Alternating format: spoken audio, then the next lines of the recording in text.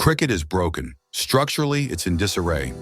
Too many formats, test matches, ODIs, T20s, each pulling the game in different directions.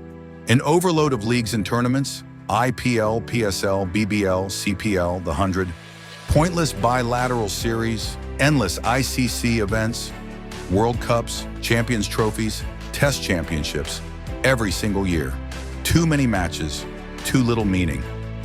Every cricket board, every team, and the ICC itself are chasing more money, more tournaments, more sponsorships, more revenue. But in this race for profit, one question remains. Is it sustainable? Players are showing signs of fatigue. Some are retiring early from certain formats. Others are leaving international cricket altogether to join T20 leagues exclusively. Only a handful of teams truly dominate, and one nation captures the lion's share of viewership. Many matches feel purposeless, lost in a chaotic schedule. If cricket were a room, it would be cluttered, disorganized, drowning in junk. Unlike football, which operates under a single unified format, cricket is divided into three: tests, ODIs, and T20s. In football, players have clear separation. Club football for most of the year, international football during scheduled breaks. The structure makes sense. But in cricket, the same players compete across multiple formats and leagues, creating an oversaturated, chaotic schedule. In the 1980s, there were only two formats: tests and ODIs. International cricket was the priority. But today, domestic T20 leagues like the IPL and BBL have reshaped the game.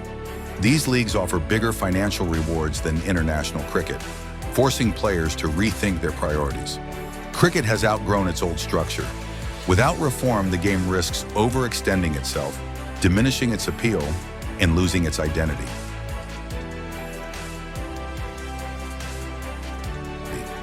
Cricket's true powerhouse isn't the ICC, it's the BCCI. With massive audiences, billion-dollar sponsorships, and global broadcasting deals, the BCCI controls nearly 40% of ICC's revenue. This financial dominance means that playing against India is the most profitable option for any cricket board.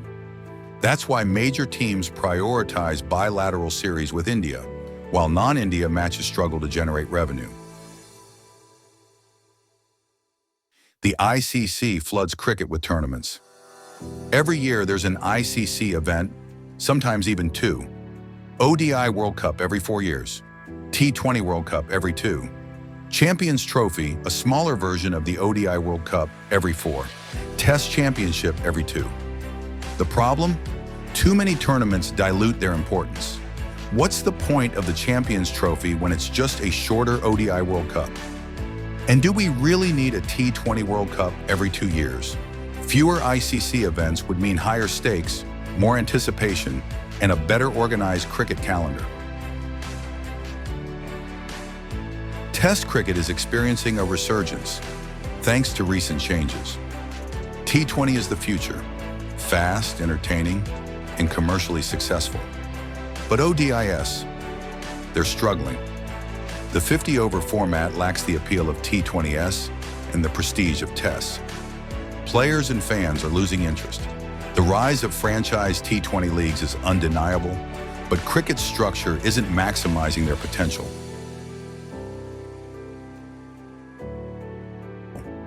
Cricket is forcing players into an impossible choice: national pride or financial security. Franchise leagues like the IPL offer massive salaries, often exceeding a player's annual international earnings. But these leagues clash with international schedules, making players choose: play for their country or chase life-changing money. The ICC has failed to manage this conflict. No clear structure, no scheduling balance. And as franchise cricket grows, this problem will only get worse. Cricket is structured for the elite.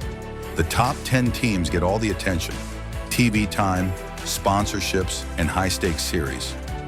Associate nations, they're left out. The ICC prioritizes big teams playing against each other, limiting opportunities for smaller nations to grow. Take the Cricket World Cup. It only allows 10 teams, making it nearly impossible for associate teams to break through. In contrast, the 2007 World Cup featured 16 teams, giving more nations a chance. But in T20 World Cups, we've seen associate teams pull off upsets, proving they belong on the big stage. The only way for cricket to truly grow is to give these teams more exposure, more opportunities, and a real chance to compete. Cricket needs a reset, and this is just the beginning. In this video series, we'll break down exactly how cricket can be fixed, step by step, from reshaping the international calendar to redefining franchise leagues like football, from restructuring Test, ODI, and T20 formats to streamlining ICC events. We'll map out a complete plan for a balanced, sustainable future. Stay tuned, because in the next parts, we'll dive deep into how cricket can be rebuilt into a structured, global sport.